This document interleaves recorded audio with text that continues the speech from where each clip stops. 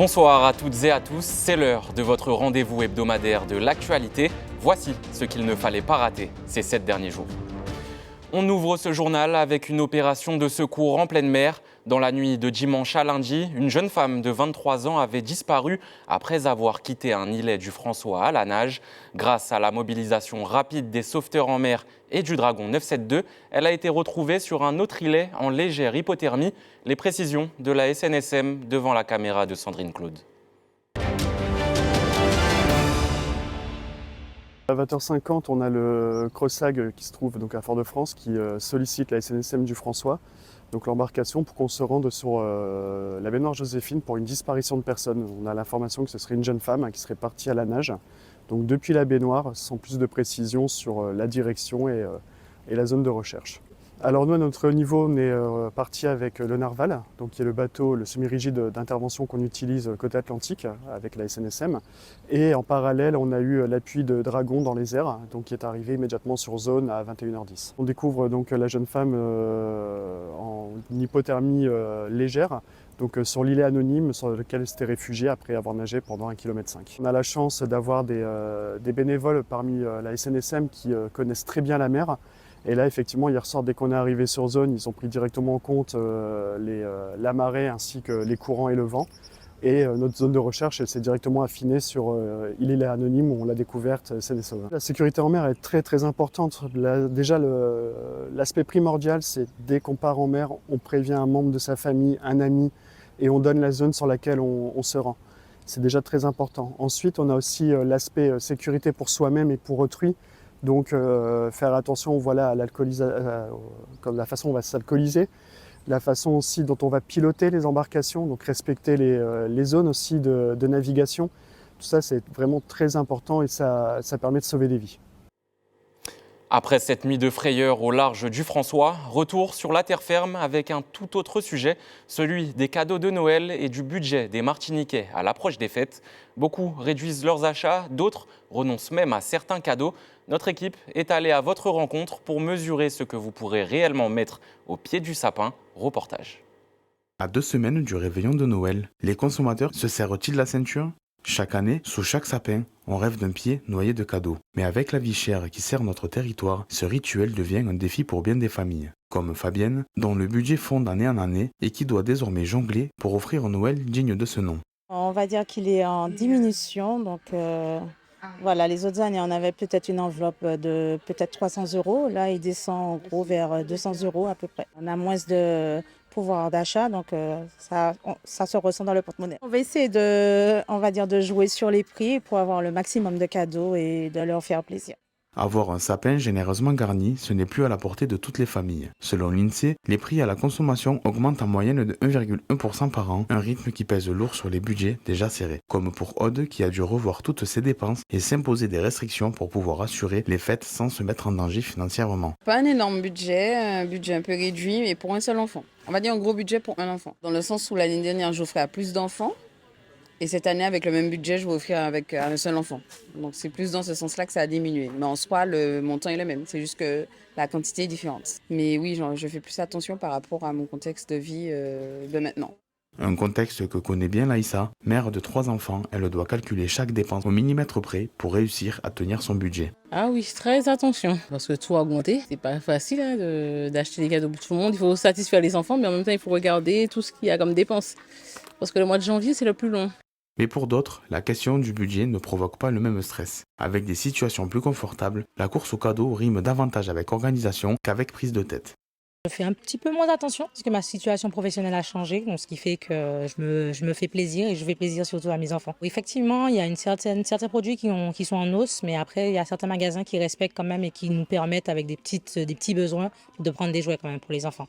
Pour l'enseigne, conjuguer vie chère et cadeaux de Noël reste un vrai défi. Mais elle s'efforce de proposer un catalogue équilibré, capable de satisfaire tous les budgets sans sacrifier la magie des fêtes. La vie chère est là, donc oui, bien sûr que tout le monde fait attention à son portefeuille. Après, notre priorité, c'est d'avoir vraiment l'offre à la demande. C'est vraiment, parce que quand les clients arrivent, c'est vraiment le jouet qu'ils viennent chercher. Mais voilà, après, on est content parce qu'on a de la quantité. On va dire à peu près entre 45 et 55 € de moyenne pour un jouet pour un enfant. Noël arrive, mais la vie chère reste et continue de peser dans les dépenses. On poursuit avec la visite officielle du ministre de la Justice, Gérald Darmanin. En déplacement mardi, il a rencontré avocats, personnel pénitentiaire et forces de l'ordre. Une journée dense marquée aussi par l'inauguration de la nouvelle structure d'accompagnement vers la sortie du centre pénitentiaire de Ducos. Une escale express pour prendre les mesures des réalités locales. Regardez. C'est un deuxième arrêt pour Gérald Darmanin aujourd'hui. Le ministre de la Justice arrive à la prison de Ducos ce matin. Son objectif, rencontrer et discuter avec les agents du milieu carcéral. Poignée de main, puis visite de l'établissement pénitentiaire. C'est aussi l'occasion pour le garde des Sceaux d'inaugurer la nouvelle structure d'accompagnement vers la sortie de Ducos, qui symbolise une véritable victoire syndicale. Dans une prison où la surpopulation est d'actualité, ce nouvel espace vient renforcer l'accueil possible ici. J'espère qu'il prendra conscience au regard des échanges qu'il aura avec le personnel, des besoins en restructuration du site, mais également des besoins humains et logistiques qui permettraient d'avoir un centre pénitentiaire qui fonctionne finalement mieux. On est sur une grande avancée. Déjà, ça permet d'égorger, parce qu'on est sur une surpopulation carcérale de près de 139%. Ça permettra d'avoir une centaine de places supplémentaires et d'accompagner finalement, malheureusement, ceux de nos compatriotes qui sont souvent en état de récidive. Des personnes souvent en état de récidive, effectivement, 70% des individus sortant de Ducos se retrouveraient dans cette situation. Une structure, notamment poussée par les efforts de certains élus. Catherine Conconne, sénatrice de Martinique, se réjouit aujourd'hui de voir cet espace inauguré. Ça va surtout s'adresser à ceux qui ne sont pas là pour longtemps et qui sont jeunes, donc qui ont toute la vie devant eux pour éviter en particulier la récidive. C'est pour moi surtout en dehors de la structure de l'immeuble qu'on va inaugurer aujourd'hui, c'est un mouvement qui est de dire qu'est-ce qu'on veut pour nous-mêmes. Est-ce qu'on sort simplement du constat, de la complainte, de la plainte, d'attendre qu'on fasse pour nous, ou est-ce qu'on dit, voilà ce qu'il nous faut, fais ben nous. Gérald Darmanin se réjouit également de cette nouvelle structure d'accompagnement vers la sortie de Ducos et fait cet après-midi une série d'annonces destinées à renforcer les efforts du personnel carcéral. Pour leur dire qu'ils vont avoir l'année prochaine une augmentation de leur effectif, c'est très important parce qu'il leur manque des effectifs. Pour cela, il faut que le budget soit voté par les parlementaires, c'est très important. Et puis deuxièmement, nous allons réfléchir pour créer l'année prochaine le lieu d'hospitalisation psychiatrique qui manque. Parce qu'à Ducos et aux Antilles, il n'y a pas ce qui existe dans l'Hexagone, c'est-à-dire des endroits où on peut accueillir des détenus qui ont des maladies psychiatriques. C'est quasiment 20% des détenus qui sont ici à Ducos et il faut pouvoir leur offrir un accompagnement médical et pas un accompagnement de sécurité. Le ministre de la Justice s'est ensuite rendu au Fort Saint-Louis pour une réunion de travail sur la lutte contre le narcotrafic et la criminalité organisée. Une visite d'une seule journée, sous haute sécurité. On passe aux transports aériens avec une nouvelle qui perturbe les liaisons régionales. La Direction générale de l'aviation civile a suspendu le certificat d'Air Antilles, entraînant l'arrêt immédiat de l'exploitation et l'interdiction de vendre des billets. Un audit a révélé des vérifications documentaires et organisationnelles à finaliser rapidement. De son côté, la compagnie a affirmé s'engager à accompagner les passagers en proposant, dans la mesure du possible, des solutions via Air Caraïbes. Mardi toujours, une alerte à la bombe au collège Roger Castandé, mais pas de panique, il s'agissait en réalité d'un exercice grandeur nature mené par les forces armées aux Antilles. Il visait à préparer les élèves et personnels éducatifs à réagir en situation d'urgence. Une mise en scène réaliste pour apprendre les bons réflexes. Dorian Cayuela y était. Au collège Roger Castandé, un exercice d'alerte à la bombe a mobilisé ce matin les démineurs des forces armées aux Antilles aux côtés du personnel éducatif. Une simulation grandeur nature destinée à tester la réaction de l'établissement et à rassurer les élèves sur les gestes à adopter en cas de menace. Ce matin, pendant que j'étais en cours, il y a eu un exercice attentat où du coup on a dû se déplacer et venir dans le gymnase du collège. C'est important parce que si ça se passe pour de vrai, on ne saura pas quoi faire. Pendant que là, on a des exercices et on sait les bons gestes à apprendre, qu'est-ce qu'il faut faire, où aller. C'est très important parce que jamais d'ici un jour ça arrive, on saura comment faire. Sinon, il se passe un truc, même pendant l'exercice, mais ils sont là. L'objectif de la journée était de mesurer la réactivité des élèves comme du personnel. Un exercice mené sans détour, que l'enseignante a abordé avec sérieux, consciente de l'importance d'être prête face à une éventuelle menace.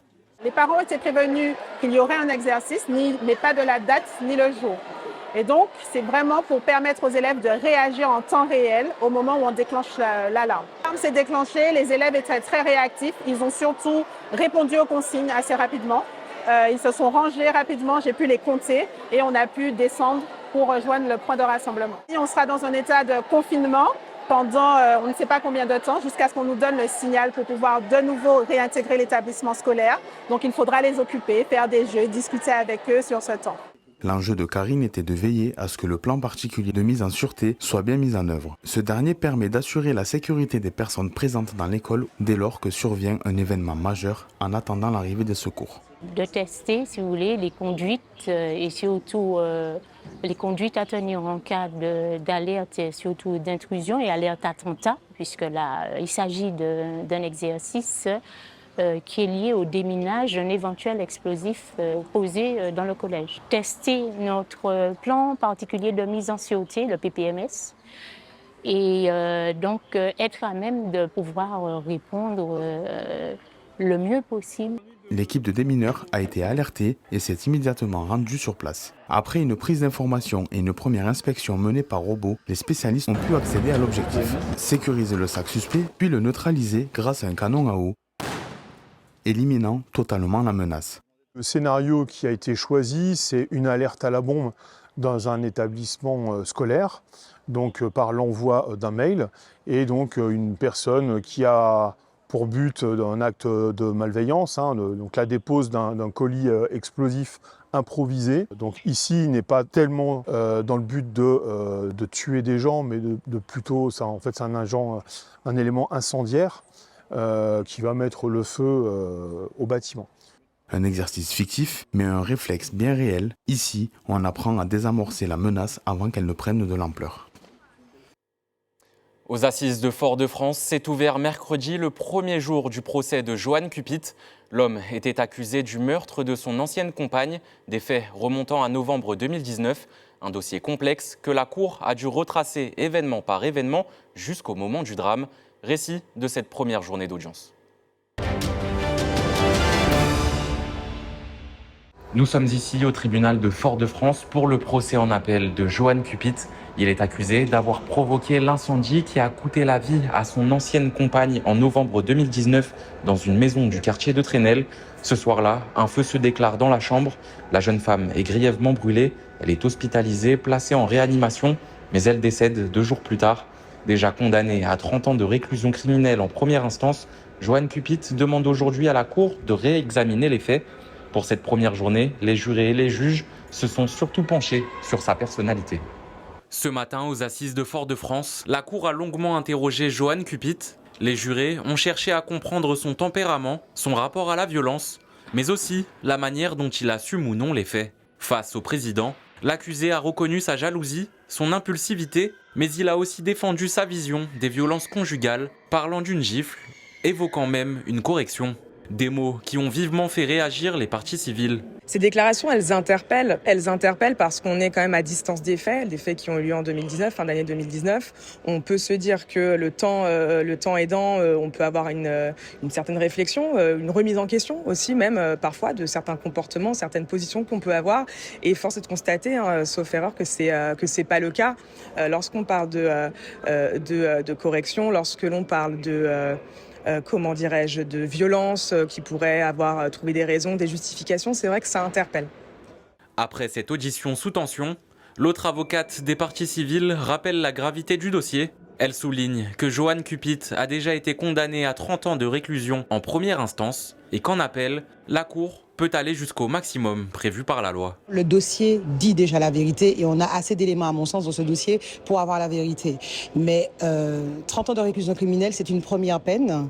Monsieur encourt plus, il encourt la réclusion criminelle à perpétuité. Donc dans ces conditions-ci, il appartient au ministère public et à l'avocat général de faire ses réquisitions, mais les victimes attendent surtout que monsieur soit à nouveau mis face à ses responsabilités et qu'on puisse à nouveau lui dire à quel point les actes posés ont été ignobles et ont laissé un préjudice important.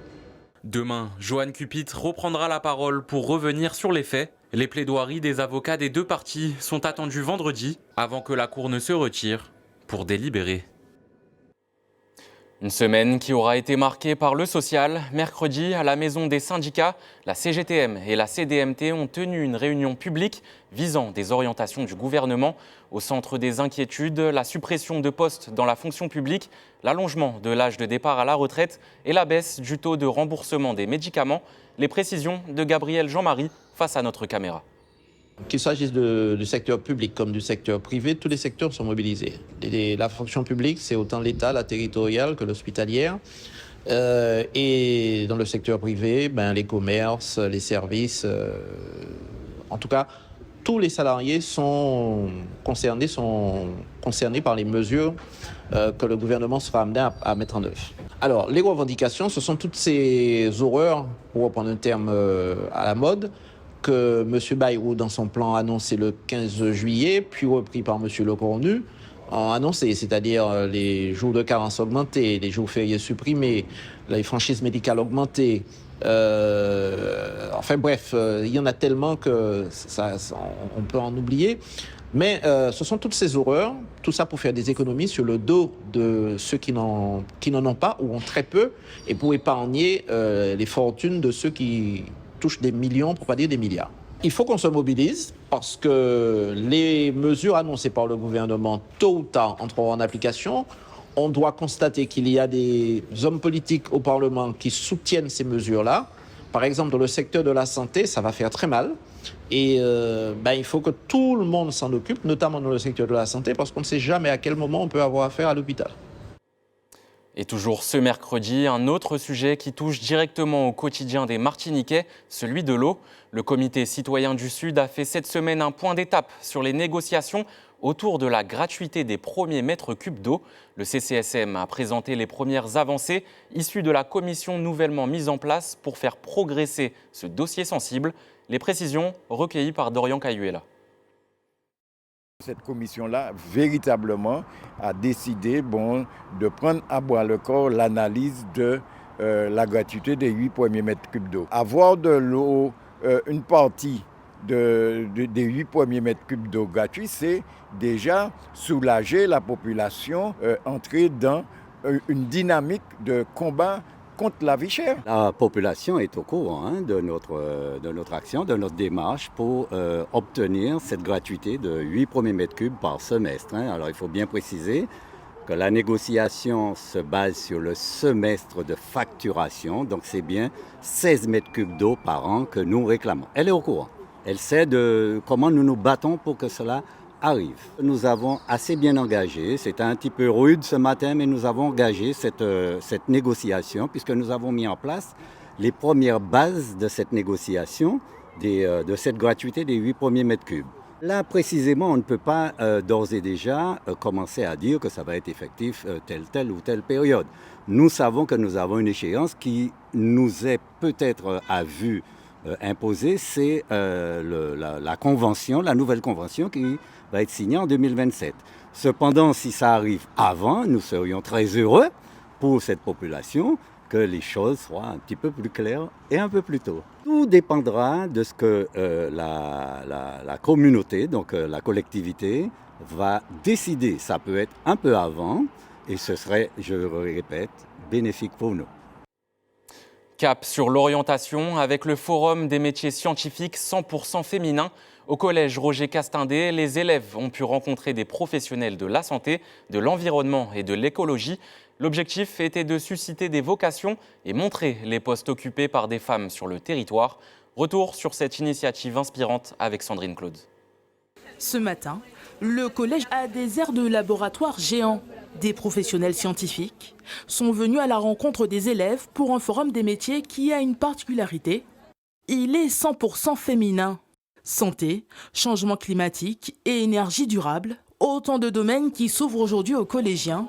L'idée est qu'ils soient mis au fait de parcours auxquels on ne pense pas toujours. Dans mon lieu de travail, il y a beaucoup de parcours différents et ça permet aussi de partager sur les différentes possibilités, les différents profils. L'accent qui a été mis par l'équipe pédagogique, c'est de non seulement inviter les jeunes femmes à se poser la question des métiers scientifiques, mais aussi interpeller les jeunes garçons, les jeunes hommes, à les accompagner en fait, à être des partenaires et non en opposition ou en compétition. Des élèves curieux, parfois surpris ou inspirés. Et il n'y a pas que les jeunes filles qui se trouvent accrochées par certains métiers. La Martinique et leurs effets et leur bien-être. Tyler, lui aussi, ne manque pas de questions quand il arrive à ce stand. Pour lui, la science n'est pas un terrain de compétition entre femmes et hommes, mais un champ où chacun peut trouver sa place. Qu'importe que ce soit un homme ou une femme, le plus important c'est qu'ils font bien leur boulot et qu'en gros ils aiment ce qu'ils font.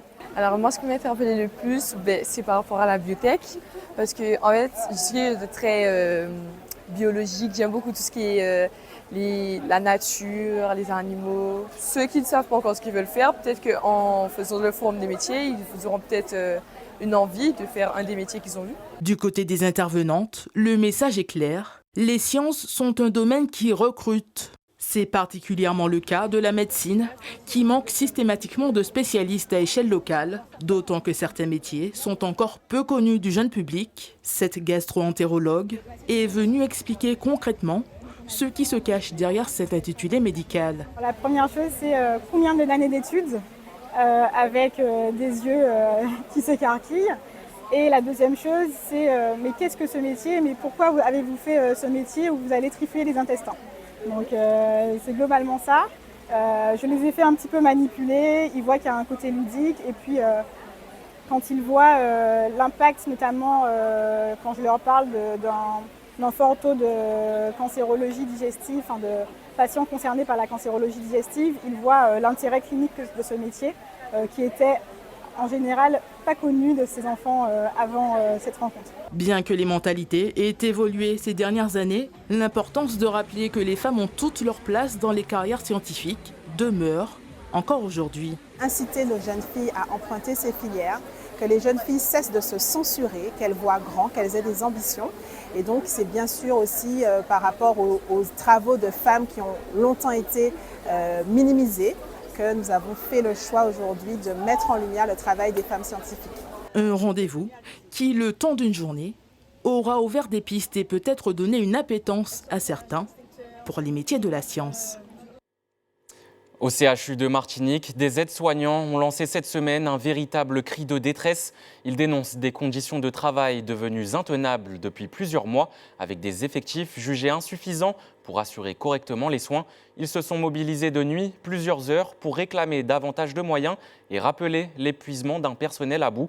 Notre équipe était sur place. Les images d'Axel Guiteau avec le commentaire de Loïc Régis. Épuisés et à bout de souffle, les aides-soignants de nuit au CHU de Martinique se sont mobilisés hier soir devant les urgences pour exprimer leur ras-le-bol. Ils dénoncent leurs conditions de travail, sous-effectifs et urgences saturées. Une grande souffrance au niveau des urgences parce que le personnel n'est pas remplacé. Personnel pas remplacé, ça veut dire que nos congés sont soit annulés ou déplacés. Donc imaginez-vous qu'on doit partir en voyage, comment faisons-nous? Nous avons quand même nos familles, nos enfants. Nous sommes en souffrance. Nous sommes fatigués. On en a marre. On aimerait que la direction nous entende. On veut bien patienter pour avoir du monde, mais depuis le début de l'année, je pense qu'on a patienté suffisamment. Et le personnel mobilisé ne ferme pas le dialogue avec la direction. Ils ont une solution à soumettre face aux problématiques liées aux moyens humains. Nous voulons le personnel qui n'est pas remplacé, les collègues qui sont en arrêt. Nous voulons qu'ils soient remplacés au moins par des SIX, parce qu'il y a un système de SIX. C'est une plateforme tournante avec des agents qui vont dans tous les services. Donc, au moins qu'ils puissent venir nous aider, quoi. Parce que là, on est à bout, là. On est à bout. Depuis le mois de mars, l'équipe de nuit fonctionne avec 8 aides-soignants au lieu de 12 et un seul renfort enregistré au mois de janvier.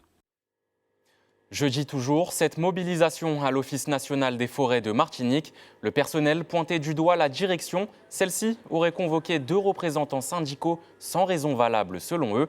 D'autres problèmes antérieurs étaient également dénoncés. Les explications devant la caméra de notre rédaction. Antérieurement, comme toute entreprise, tout établissement, Il y a des dysfonctionnements que le syndicat a fait remonter, mais ça ne vaut pas un entretien préalable pour une sanction disciplinaire. On ne connaît pas les motifs de cette convocation et donc nous sommes en soutien à nos deux camarades. Dans un premier temps, on souhaite savoir les motifs de cet entretien, de ces entretiens, pardon, et qu'on sache déjà vraiment les motifs. Antérieurement, il y avait une collègue qui était conviée, elle était conviée à un entretien préalable l'an dernier. Il y a eu le mal-être au travail, des dysfonctionnements au sein de l'UP. Il y a pas mal de sujets qui créent ce malaise au travail. Un message de prévention important qui ne cesse d'être répété depuis maintenant plusieurs mois. En Martinique, plusieurs véhicules circulent encore avec des airbags Takata défectueux, susceptibles de mettre en danger leurs occupants. Leur remplacement, pourtant gratuit, continue d'être assuré en concession, d'autant qu'un drame récent à La Réunion est venu rappeler l'urgence de cette vérification. On fait le point avec un professionnel du secteur, interrogé par Dorian Cayuela. La problématique du Takata, c'est par souci d'explosion inopinée, donc par sécurité aussi, donc on fait remplacer. Pour les véhicules qui ont été ou qui sont immobilisés, nous avons une solution de mobilité. Donc nous pouvons venir chez le client pour faire le remplacement du module Takata sur le véhicule concerné. Et pour les autres clients, je les invite à contacter le service Volkswagen au niveau de la plateforme pour pouvoir se faire connaître déjà et venir pour faire le remplacement des modules Takata. La démarche est vraiment importante par souci de sécurité, donc avec tous les incidents qu'il y a eu précédemment par rapport à l'explosion de modules d'airbag. Donc, il est préférable et conseillé pour votre sécurité de vous rapprocher du concessionnaire pour pouvoir faire le remplacement du module Takata. Revenons à présent sur le procès de Johan Cupit aux assises de Fort-de-France. Après plusieurs jours d'audience, le verdict a été rendu dans la journée de vendredi. Notre équipe vous emmène sur place pour revenir sur cette décision et sur les éléments clés de ce dossier lourd et sensible. Yvan Lemar. Pour ce troisième et dernier jour d'audience, les ultimes témoignages ont été lus à la cour. Johan Cupit a ensuite été appelé à la barre pour répondre aux dernières questions des différentes parties avant de laisser place aux plaidoiries. Les parties civiles ont souligné les incohérences dans les propos de l'accusé, évoquant une relation marquée par l'emprise et des violences régulières exercées sur Aurélia Biron avant le drame. Nous avons pu faire valoir le préjudice de la famille proche d'Aurélia. Nous avons pu parler en son nom puisqu'elle n'est plus là pour en discuter. Nous avons pu tirer les conséquences du maintien dans le déni de l'accusé et pouvoir plaider au regard de ce qu'il y a dans le dossier et qui, à notre sens, ne laisse aucun doute sur ce qui s'est passé ce 10 novembre 2019. Aurélia n'est pas là pour porter sa voix, elle n'est plus là. Et c'est ce pourquoi nous toutes, les avocates des parties civiles, on a pu agir dans le cadre de ce procès. L'humain, c'est véritablement de dire et de constater que dans toute cette histoire, malheureusement, Aurélia, il a semblé qu'elle a souhaité à un moment donné peut-être s'affranchir de cette relation qui finalement lui faisait plus de mal qu'autre chose, que ça a été délicat et que ça a été en réalité impossible. De son côté, la défense maintient la thèse de l'accident, mettant en avant le manque de crédibilité de certains témoignages et les doutes persistants malgré les expertises réalisées. Alors moi, je me suis évertué à expliquer que ce qu'il a dit, peut-être que c'est vrai, puisque nous n'étions pas là, mais à côté, il y a des éléments aussi qui vont à l'encontre. Mais simplement, j'ai essayé de montrer qu'il y avait aussi du côté des experts quelques doutes eux-mêmes. Ils avaient des doutes pour aller jusqu'au bout. C'est finalement à la fin qu'ils ont décidé que c'est une immolation. L'avocat général a requis 30 ans de réclusion criminelle assortie d'une période de sûreté des 2/3, soit 20 ans incompressibles, une peine jugée insuffisante par la famille d'Aurélia Biron. C'est les experts qui nous disent la vérité, mais venant de sa bouche, nous, on n'est pas sûr en fait. On veut entendre de sa bouche vraiment ce qui s'est passé, ce qu'il a fait à notre sœur. Et les 30 ans de réclusion criminelle qu'on a requis, est-ce que c'est pour vous? C'est pas suffisant. Moi, je trouve que c'est pas suffisant. C'est pour moi, elle aurait pu avoir peine de mort. Je pardonne. Lors de sa dernière prise de parole, Joanne Cupit a rappelé ses démarches de réinsertion engagées durant sa détention et a présenté ses excuses à la famille d'Aurélia Biron avant de conclure « J'espère qu'un jour, vous pourrez me pardonner ». Merci de nous avoir suivis tout au long de ce journal. On se retrouve dimanche prochain à 19h pour un nouveau JT de la semaine. Et pour revivre tous nos reportages et suivre l'actualité, rendez-vous sur notre chaîne YouTube. D'ici là, passez une excellente soirée sur ATV.